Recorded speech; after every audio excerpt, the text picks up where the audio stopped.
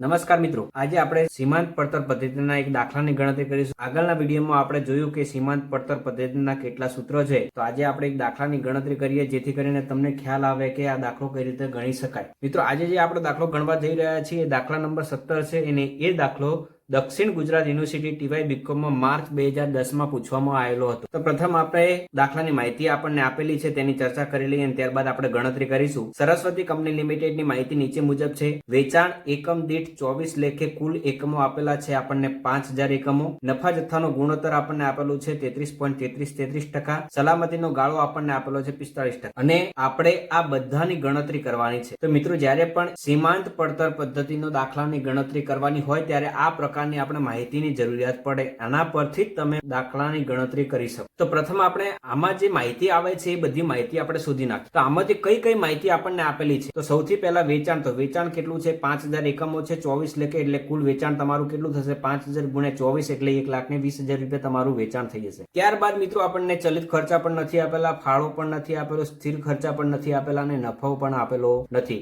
મિત્રો, આ બધાની ગણતરી આપણે કરવાની. તો એક પછી એક આપણે ગણતરી કરીએ. તો સૌપ્રથમ આપણને શું આપેલું છે? નફા જથ્થાનો ગુણોત્તર આપેલું છે 33.33%. તો આના સૂત્રની મદદથી આપણને શું મળશે? ફાળો મળે. તો નફા જથ્થાનો ગુણોત્તર બરાબર ફાળો ભાગ્યા વેચાણ ગુણ્યા 100 કરીશું એટલે આપણને ફાળો મળી જશે. તો નફા જથ્થાનો ગુણોત્તર આપણને 33% આપેલો છે, ફાળો આપણે શોધવાનો છે. વેચાણ આપણને આપેલું છે 1,20,000 રૂપિયા ગુણ્યા 100 એટલે ફાળાનો જવાબ આપણને મળશે 1,20,000 ગુણ્યા 33.33%. એટલે ફાળાનો જવાબ મળશે આપણને 40,000 રૂપિયા. મિત્રો, આપણને ફાળો મળી ગયો. 1,20,000 માંથી ફાળો બાદ કરીશું એટલે આપણને શું મળી જશે? ચલિત ખર્ચા મળી જશે. ત્યારબાદ મિત્રો આપણને શું આપેલું છે? સલામતીનો ગાળો આપેલો છે, જેના પરથી આપણને શું મળશે? સમતૂર બિંદુ મળશે ને સમતૂર બિંદુ ઉપરથી આપણને શું મળશે? સ્થિર ખર્ચા મળશે. તો સલામતીના ગાળાનું સૂત્ર મૂકીશું. તો સલામતીનો ગાળો બરાબર વેચાણના કેટલા ટકા છે? 45% આપણને દાખલામાં આપેલું જ છે. તો વેચાણના 45% એટલે વેચાણ આપણું કેટલું છે? 1,20,000 ગુણ્યા 45% એટલે આપણને સલામતીનો ગાળો મળશે 54,000 રૂપિયા. ત્યારબાદ આપણે મિત્રો સમતૂર બિંદુનું સૂત્ર મૂકીશું, જેના પરથી આપણને સમતૂર બિંદુ મળશે અને પછી સમતૂર બિંદુ ઉપરથી આપણને શું મળશે? સ્થિર ખર્ચા મળશે.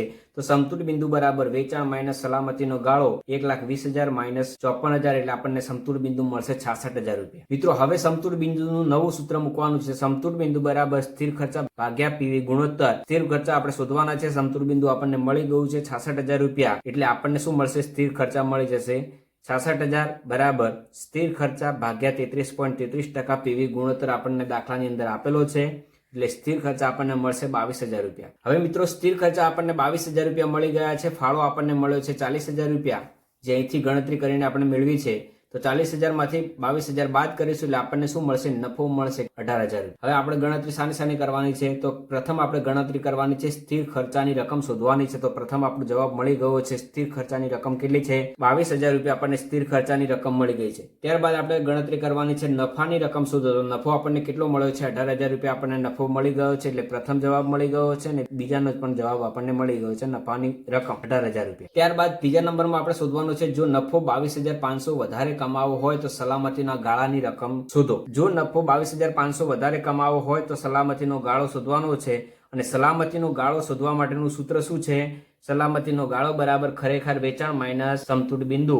ખરેખર વેચાણ આપણે શોધીશું તો ક્યાંથી મળશે? તો જરૂરી વેચાણ. જરૂરી વેચાણ બરાબર સ્થિર ખર્ચા વત્તા હાલનો નફો વત્તા વધારાનો નફો ભાગ્યા પીવી ગુણોત્તર. હાલનો નફો આપણને કેમ ધ્યાનમાં લીધું? કારણ કે આપણે દાખલાને કીધું છે કે જો નફો 22,500 વધારે કમાવું હોય, 18,000 તો કમાઈએ જ છે, પણ 22,500 વધારે કમાવું છે એટલે 18,000 વત્તા 22,500 એટલે હાલનો નફો 18,000 રૂપિયા, વધારાનો નફો 22,500, સ્થિર ખર્ચા 22,000 વત્તા 18,000 વત્તા 22,500 ભાગ્યા 33.33% એટલે આપણને જરૂરી વેચાણ મળશે 1,87,500. હવે આપણે સલામતીનો ગાળો શોધીએ. સલામતીનો ગાળો બરાબર ખરેખર વેચાણ માઇનસ સમતૂર બિંદુ. તો ખરેખર વેચાણ આપણને કેટલો મળ્યો? 1,87,500 માઇનસ સમતૂર બિંદુ આપણને દાખલાને કેટલો મળ્યો છે? 66,000 રૂપિયા એટલે આપણને સલામતીનો ગાળો મળશે 1,21,500. મિત્રો, આ આપણને ત્રીજા નંબરની ગણતરી પૂર્ણ થઈ ગઈ. હવે મિત્રો, ચોથા નંબરમાં ગણતરી કરવાની છે. જો ચલિત ખર્ચમાં 25% નો ઘટાડો થાય તો નવું સમતૂર બિંદુ રૂપિયામાં શોધવાનું છે. મિત્રો, જ્યારે ચલિત ખર્ચમાં વધારો ઘટાડો થાય તો વેચાણમાં વધારો ઘટાડો કરવાનો નથી. બરાબર છે મિત્રો. જો ચલિત ખર્ચમાં 25% ઘટાડો થાય તો નવું સમતૂર બિંદુ કઈ રીતે મેળવશું? સૌપ્રથમ આપણે આ માહિતી પરથી જ દાખલો ગણવાનો છે, જેના માટે આપણે સૌપ્રથમ આ માહિતીની ગણતરી કરીશું. તો આપણે વેચાણમાં વધારો ઘટાડો કરવાનો નથી. તો વેચાણ કેટલું છે? આપણું મૂળ વેચાણ હોય એ ધ્યાનમાં લેવાનું. કેટલું છે? 1,20,000 રૂપિયા. ચલિત ખર્ચમાં શું કરવાનું છે? 25% ઘટાડો કરવાનો છે. તો આપણા મૂળ ચલિત ખર્ચા કેટલા હતા?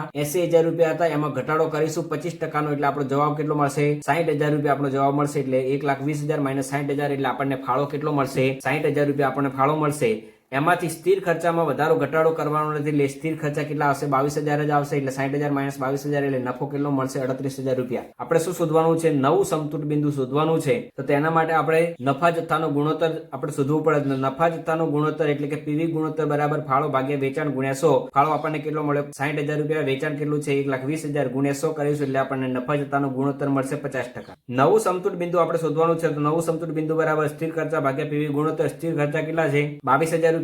નફા જથ્થાનો ગુણોત્તર કેટલો મળ્યો આપણને? 50%. એટલે 22,000 ભાગ્યા 50% કરીશું એટલે આપણને જવાબ કેટલો મળશે? નવું સમતૂર બિંદુ 44,000 રૂપિયા. ત્યારબાદ 5મા નંબરમાં જો વેચાણ એકમોમાં 20% વધારો થાય તો નફાની રકમ શોધવાની છે. તો મિત્રો, જ્યારે વેચાણના એકમોમાં વધારો થાય તો ચલિત ખર્ચમાં પણ વધારો કરવો પડે. પરંતુ જો વેચાણ રકમમાં અને ચલિત ખર્ચમાં વધારો ઘટાડો થાય તો વેચાણના એકમોમાં વધારો થતો નથી. અહીંયા વેચાણના એકમોમાં વધારો ઘટાડો થાય તો આપણે ચલિત ખર્ચમાં પણ વધારો ઘટાડો કરીશું. તો વેચાણમાં કેટલો વધારો થાય છે? 20% વધારો થાય છે. તો મૂળ વેચાણ કેટલું છે? 1,20,000. વધારો કેટલો કરવાનો છે? 20% વધારો કરવાનો છે. એટલે નવું વેચાણ કેટલું આવશે? 1,44,000 રૂપિયા. મિત્રો, વેચાણના એકમોમાં વધારો થયો છે તો આપણે ચલિત ખર્ચના એકમોમાં પણ વધારો કરીશું. તો ચલિત ખર્ચમાં પણ 20% વધારો કરીશું. તો આપણું મૂળ ચલિત ખર્ચા કેટલા હતા? 80,000. એમાં 20% વધારો એટલે 16,000 વધારો કરીશું એટલે નવું ચલિત ખર્ચા કેટલા આવશે? 96,000 રૂપિયા. એટલે આપણને ફાળો મળશે. વેચાણ માઇનસ ચલિત ખર્ચા ફાળો મળશે 48,000 રૂપિયા. સ્થિર ખર્ચામાં વધારો ઘટાડો કરવાનો નથી એટલે 22,000 રૂપિયા બાદ કરીશું એટલે આપણને નફો કેટલો મળશે? 26,000 રૂપિયા. આપણે શું શોધવાનું છે? વધારો થાય તો નફાની રકમ શોધવાની છે. તો નફો આપણને કેટલો મળે? 26,000 રૂપિયા મળી ગયો. મિત્રો, 5મા નંબરનો વિકલ્પ પૂર્ણ. 6થા નંબરમાં શું કીધું છે? જો સ્થિર ખર્ચમાં 10% વધારો થાય તો સમતૂર બિંદુ કેટલા એકમોથી વધે? તો સૌપ્રથમ આપણે પહેલા આ માહિતી શોધી નાખીએ. તો સ્થિર ખર્ચમાં 10% વધારો કરવાનો છે. તો વેચાણ એનું જ રાખીશું 1,20,000. ચલિત ખર્ચા પણ એ જ રાખીશું 80,000. ફાળો પણ એ જ રાખીશું. સ્થિર ખર્ચા કેટલા આવશે? 22,000. મૂળ સ્થિર ખર્ચા હતા. 10% વધારો થયો એટલે 24,200. આમાંથી આબાદ કરીશું એટલે આપણને નફો કેટલો મળશે? 15,800 રૂપિયા. નવું સમતૂર બિંદુ શોધવું છે. તો નવું સમતૂર બિંદુ રૂપિયામાં સ્થિર ખર્ચા ભાગ્યા પીવી ગુણોત્તર ગુણ્યા 100. સ્થિર ખર્ચા કેટલા થયા? 24,200 ભાગ્યા પીવી ગુણોત્તર 33.33% છે ગુણ્યા 100. નવું સમતૂર બિંદુ આપણને મળશે 72,600. મિત્રો, આ રૂપિયામાં સમતૂર બિંદુ આપણને મળ્યું. હવે મિત્રો, એકમોમાં સમતૂર બિંદુ આપણે શોધીએ તો રૂપિયામાં સમતૂર બિંદુ કેટલું આવે છે? 72,600. એના ભાગે આપણે એકમ દીઠ રકમ કેટલી છે? 24 કરીશું એટલે આપણને નવું સમતૂર બિંદુ એકમો મળશે 3,025 એકમો. જૂના સમતૂર બિંદુ એકમોમાં કેટલા હતા? તો આપણું જૂનું સમતૂર બિંદુ આપણને જે મળેલું છે કેટલું છે? 66,000 રૂપિયા. 66,000 ભાગ્યા 24 એટલે જૂના સમતૂર બિંદુના એકમો કેટલા છે? 2750 એકમ. નવા સમતૂર બિંદુના એકમો કેટલા આયા? 3,025 એકમ. તો વધઘટ કેટલી થઈ? નવા સમતૂર બિંદુ 3,025. જૂના સમતૂર બિંદુ કેટલા છે? 2750. એટલે 275 એકમોનો વધારો થયો નવા સમતૂર બિંદુમાં. તો મિત્રો, આ વિડીયો તમને સારો લાગે તો વિડીયોને લાઈક કરો, શેર કરો અને ચેનલને સબસ્ક્રાઇબ કરો. Thank you.